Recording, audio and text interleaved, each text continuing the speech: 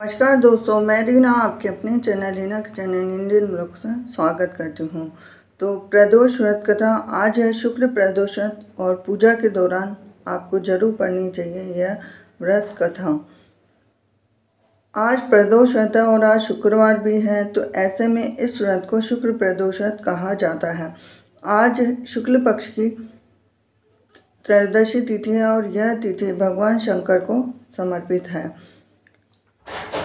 आज फाल्गुन यह तिथि मान्यता है कि इस दिन भगवान शिव की पूजा की जाती है और साथ में ही उनकी पूजा करते समय व्रत कथा भी पढ़नी चाहिए। तो आइए पढ़ते हैं शुक्ल प्रदोष व्रत कथा। एक नगर था जिसमें 3 मित्र रहते थे। ये 3 मित्र राजकुमार, ब्राह्मण कुमार और धनिक पुत्र थे। इनमें से राजकुमार और ब्राह्मण कुमार पहले से ही विवाहित थे। वहीं धनिक पुत्र का विवाह हाल ही में हुआ था, लेकिन धनिक पुत्र की पत्नी का गोना नहीं हुआ था। एक दिन तीनों मित्र बैठे हुए थे और अपने अपने स्त्रियों की चर्चा कर रहे थे। तो ब्राह्मण कुमार ने स्त्रियों की प्रशंसा करते हुए कहा कि बिना नारी के घर भूतों का डेरा होता है। जब यह धनिक पुत्र ने सुना तो उसने फैसला कर दिया कि वह अपनी पत्नी को तुरंत ले आएगा, लेकिन उसकी मां ने उसे समझाया कि अभी शुक्र देव डूबे हुए हैं। इस दौरान घर की बहू बेटियों को घर से विदा नहीं कराया जाता है और यह अशुभ होता है। लेकिन वह माना नहीं तो ससुराल पहुंच गया। उसके ससुराल वालों ने उसे मनाने की कोशिश की, लेकिन तो भी वह नहीं माना। सभी ने जिद के आगे झुककर विदाई कर दी। दोनों शहर से निकलते ही थे कि उनकी बैलगाड़ी का पहिया निकल गया और बैल की टांग टूट गई। दोनों को काफ़ी चोट आई। फिर वो कुछ दूर चले तो उनका पाला डाकुओं से पड़ गया। वे पूरा धन लूटकर ले गए। फिर दोनों घर पहुंचे तो धनिक पुत्र को सांप ने डस लिया। उसके पिता ने इलाज के लिए वैद्य को बुलाया तो वैद्य ने बताया कि वो 3 दिन में मर जाएगा। जब इस बात का पता ब्राह्मण कुमार को लगा तो वे धनिक पुत्र के घर पहुंच गया। उसने उसके माता पिता को शुक्ल प्रदोष व्रत करने की सलाह दी। उसने कहा कि इसे पत्नी सहित वापस ससुराल भेज दे। धनिक ने ब्राह्मण कुमार की बात मानी और ससुराल पहुंच गया। फिर धीरे धीरे उसकी हालत ठीक हो गई और शुक्ल प्रदोष के महात्म्य में से सभी घोर कष्ट दूर हो गए। तो ये थी आज की शुक्ल प्रदोष व्रत कथा। अब काफ़ी लोग प्रदोष व्रत करते हैं, तो प्रदोष व्रत के दौरान शाम को आपको क्या करना चाहिए। जैसे काफ़ी लोग उपवास रखते हैं, काफ़ी लोग व्रत भी रखते हैं। तो इसके अलावा व्रत के दौरान आप उपवास में खाई जाने वाली चीज़ों को आप खा सकते हैं, जैसे मावा, बर्फ़ी, आलू का हलवा, समा चावल की खीर, नारियल बर्फ़ी, आलू का पापड़, केले की चिप्स, अरबी की सूखी सब्जी, लौकी की सब्जी, सिंगाड़े के आटे के पराठे, साबूदाने आदि खा सकते हैं। प्रदोष व्रत में अन्न, लाल मिर्च, सादा नमक और चावल नहीं खाना चाहिए। सादे नमक की जगह सेंधा नमक खा सकते हैं आप। प्रदोष व्रत में जैसे स्नान आदि करने के बाद में हल्के रंग के कपड़े पहनने चाहिए। भगवान शिव के सामने घी का दीपक जलाना चाहिए। 108 बार ओम नमः शिवाय मंत्र जाप करें। शाम के समय प्रदोष काल में भगवान शिव को पंचामृत, दूध, दही, घी, शहद और शक्कर से स्नान कराएं। उसके बाद शुद्ध जल से स्नान कराकर रोली, मोली, चावल, धूप, दीप से पूजन करना चाहिए। तो प्रदोष व्रत के दौरान जैसे किस चीज़ का भोग लगाना चाहिए, तो प्रदोष व्रत में शिव जी को दही और घी का भोग जरूर लगाएं। मान्यता है कि इससे जीवन के सभी कष्ट दूर होते हैं, साथ ही संतान सुख की प्राप्ति भी होती है। इस दौरान शिव जी को हलवा का भोग लगाने से भी मनचाही इच्छा प्राप्त होती है। अब प्रदोष व्रत के दौरान किसी भी तरह की जैसे शराब, मांस का सेवन बिल्कुल नहीं करना चाहिए और चावल से बनी हुई चीज़ें। नमस्कार दोस्तों, मैं रीना आपके अपने channel Reena kitchen and Indian culture में स्वागत करती हूँ। तो प्रदोष व्रत के दौरान हमें नमक खाना चाहिए या नहीं खाना चाहिए, इस वीडियो में दी जाएगी आपको पूरी जानकारी। प्रदोष व्रत के दौरान काफ़ी चीज़ें जिनका सेवन नहीं करना चाहिए और प्रदोष व्रत महीने में 2 बार आता है, जिसे कि त्रयोदशी व्रत भी कहा जाता है। इस व्रत के दौरान भगवान शिव की पूजा की जाती है और एक प्रदोष समय होता है जिस समय ही भगवान भोलेनाथ की पूजा की जाती है। प्रदोष व्रत में लाल मिर्च, अन्न, चावल और सादा नमक नहीं खाना चाहिए और मसालेदार चीज़ें खाने से भी बचना चाहिए। प्रदोष व्रत में उपवास में केवल सेंधा नमक का सेवन ही मान्य है, अन्य नमक का सेवन वर्जित है। ऐसा इसलिए है क्योंकि सेंधा नमक पूर्णतः शुद्ध होता है, लेकिन जहाँ तक व्रत करने का सवाल है तो व्रत वही होता है जो बिना नमक के और बिना सागार के व्रत किया जाता है। प्रदोष व्रत के दौरान अनाज, फलियां, नमक, प्याज, लहसुन से परहेज करते हुए सात्विक भोजन का सेवन किया जाता है। फलों का सलाद, कुट्टू पूरी, शकरकंद, फलों की लस्सी, दूध से बने उत्पाद ले सकते हैं। ये थी खास जानकारी आपके लिए।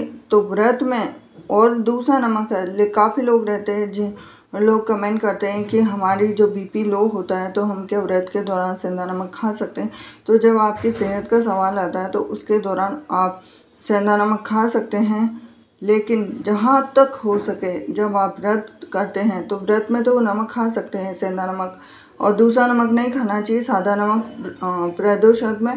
बाकी और दूसरे व्रत में तो आप खा सकते हैं, लेकिन प्रदोष व्रत के दौरान बिल्कुल भी नहीं खाना चाहिए। लेकिन जब पूर्णतः आपकी सेहत का सवाल होता है वहाँ पर सेंधा नमक का आप यूज़ कर सकते हैं, लेकिन हमें व्रत में जो भी आप उपवास करते हैं प्रदोष व्रत का, उसमें नमक का सेवन बिल्कुल भी नहीं करना चाहिए। तो ये थी खास जानकारी आपके लिए। वीडियो अगर आपको थोड़ा सा भी रोचक लगा हो तो वीडियो को लाइक करें, चैनल को सब्सक्राइब करें, बेल आइकन प्रेस करें। हरे कृष्णा।